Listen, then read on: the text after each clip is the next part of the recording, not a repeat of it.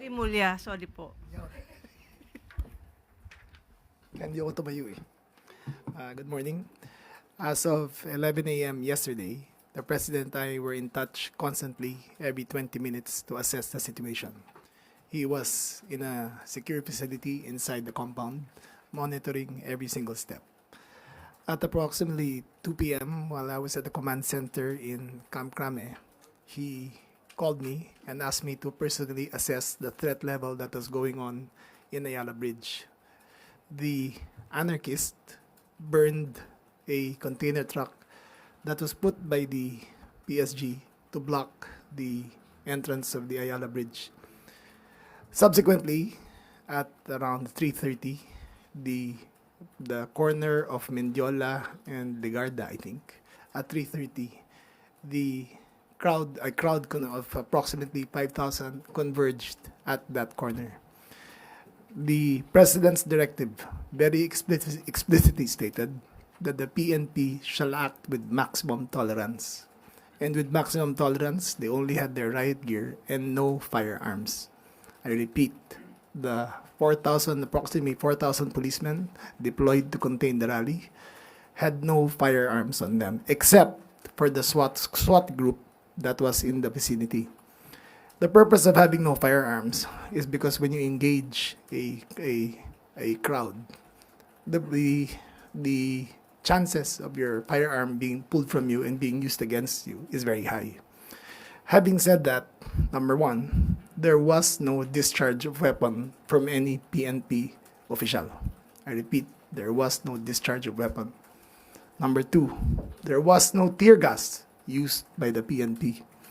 All the soldiers, all the policemen behind had instructions, use maximum tolerance. So they had no tear gas and they had no firearms. Number three, only when the mob were throwing Molotov cocktails did the police push back. That crossed the line. When rocks were thrown, you could shield yourself. But Molotov cocktails crosses the line. That can cause death. Having said that, the police pushed back, pushing back using maximum tolerance. And one by one, they were apprehending the characters who were throwing rocks, Molotov cocktails, or engaging them physically. After the arrest, after all of that had been said and done, the protest subsided at around 5:30 p.m., after which we ascertained that the following happened. There was an arrest of, and we get this straight, 216 individuals, 216, comprising of 127 adults and 89 minors. The minors were characterized as following: 65 were children in conflict with the law, and 24 children at risk. What is the difference? Children in conflict with the law is 15 to 17.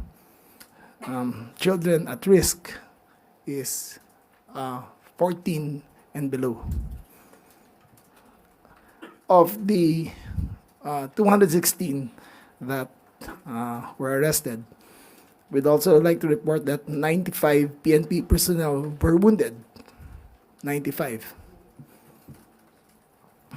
Some of them serious, requiring medical attention. They were brought to the PSG station here in Malacanang and also to the PNP General Hospital for further treatment.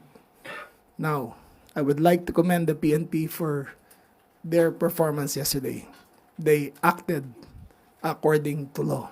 They acted according to instructions. I would like to debunk the rumors going around that someone died, that there was a death. There were 0 casualties. I repeat, there were 0 casualties. What is spreading around in social media is fake news. There were, however, people who got hurt. None of the protesters were seriously hurt. I repeat, none. By seriously, I mean that they would have to be hospitalized. The police got hurt more than the protesters, and that is something notable to everyone. Nakakaawa po ang mga pulis natin.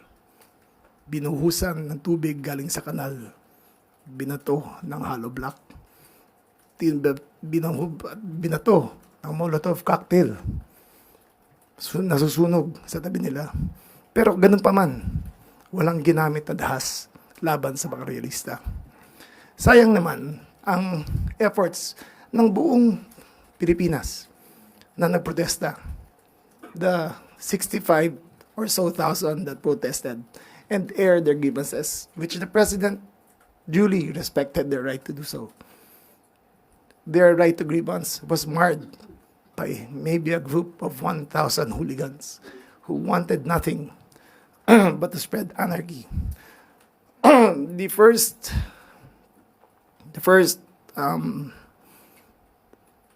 children in conflict with the law interviewed said that they had intended to burn the palace. They had intended to burn the palace. However, we could not take that at face value because these were children in conflict with the law and we still needed the DSWD to process them.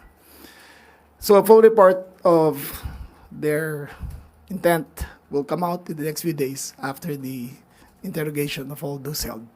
The suspects are all held at the MPD station, where they are undergoing processing. The minors are with the are being interviewed by the DSWD to determine whether they will be tried as adults in the coming months. So that is my report for all of you. Thank you very much. Next, we have Acting PNP Chief Lieutenant General Jose Melencio Nartates Jr.